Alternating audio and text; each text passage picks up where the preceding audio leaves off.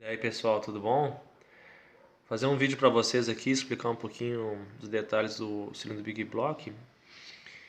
Esse aqui é o Big Block 1, tá?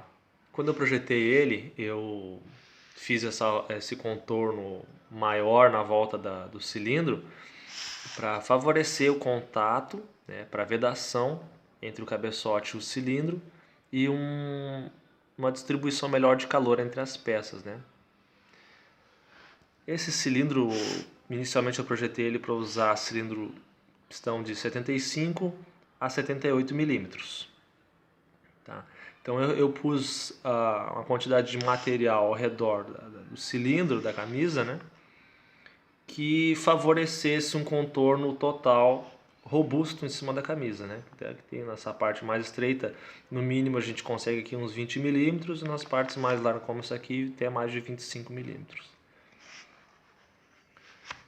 Em relação ao original, a principal vantagem dele nessa parte de ser mais robusto, mais grosso, né, é que o esmagamento do parafuso do prisioneiro, a deformação não que é adquirida por um cilindro se ele fosse muito frágil, assim como é o original, tem bastante economia de material, é transmitido a deformação para a camisa, que acaba ficando com o formato de barril, né, abaulada, que vai acabar gerando um desgaste irregular, até uma possível quebra e uma perda de potência por vazamento de compressão, né, nos anéis do cilindro.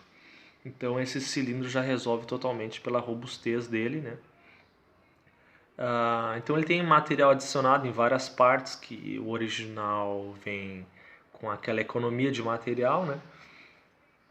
Inclusive dentro das aletas que já são bem mais rasas, é possível abrir ele aqui bastante até o limite sem romper a estrutura do corpo do cilindro, que vai evitar o vazamento de óleo principalmente.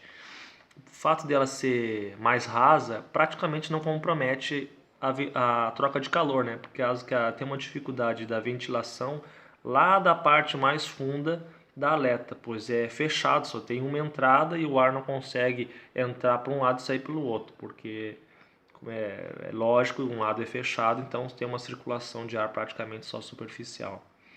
Então, por ele, o fato dele estar mais raso, acaba não comprometendo ainda por essa questão aerodinâmica, a refrigeração ainda consegue ser bem eficiente.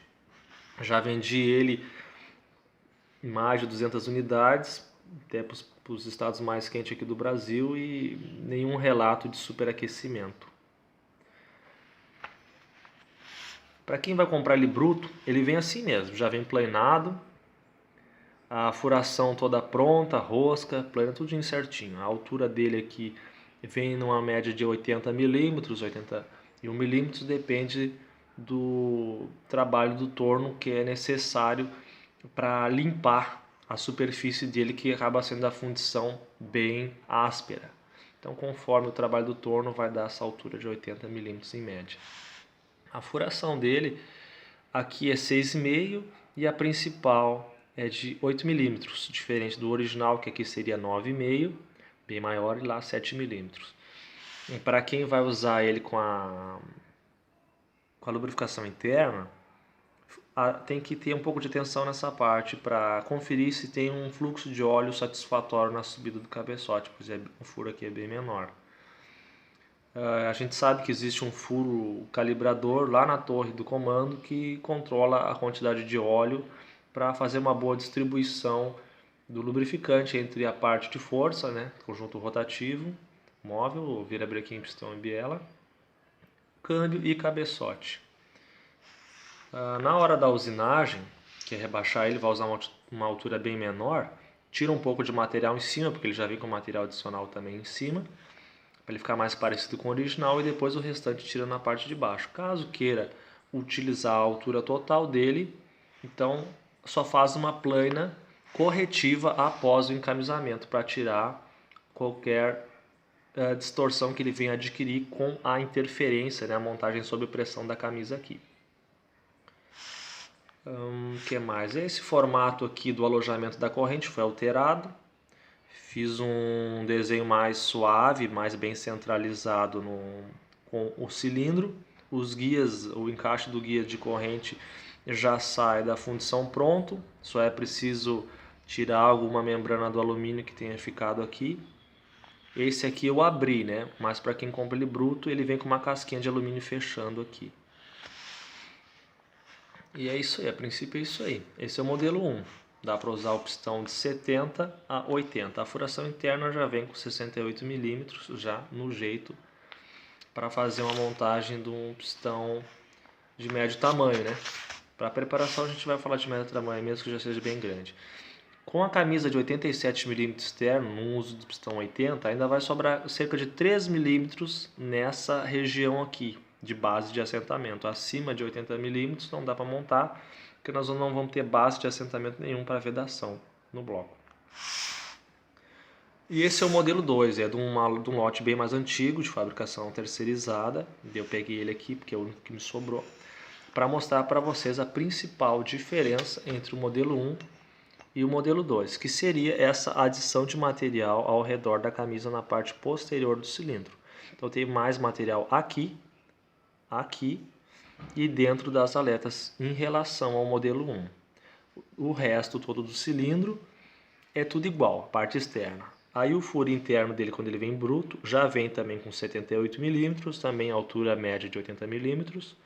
E a diferença principal é essa face do cilindro, o resto também é tudo igual. A distância entre os prisioneiros, tanto no 1 quanto no 2, é a mesma, pois a furação original tem uma medida interna de 96,5 mm. Então dá para ir até os prisioneiros, possibilitando usar um pistão de até 90 mm. Esse aqui está para 88. Então basicamente é isso aí.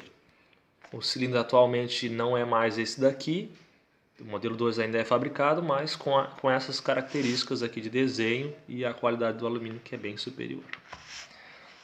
Na hora da abertura do cilindro, deve-se ter a atenção com a centralização lá na mandrilhadora, tendo como base os 4 furos principais, copiando um padrão de um cilindro original Honda. Pois esse aqui ainda vem com um certo deslocamento de algum milímetro, 1 milímetro para cá ou para lá, que é apenas um furo de alívio, né, para economizar material. Então não deve ser tomado como base, como precisão para esse centro aqui.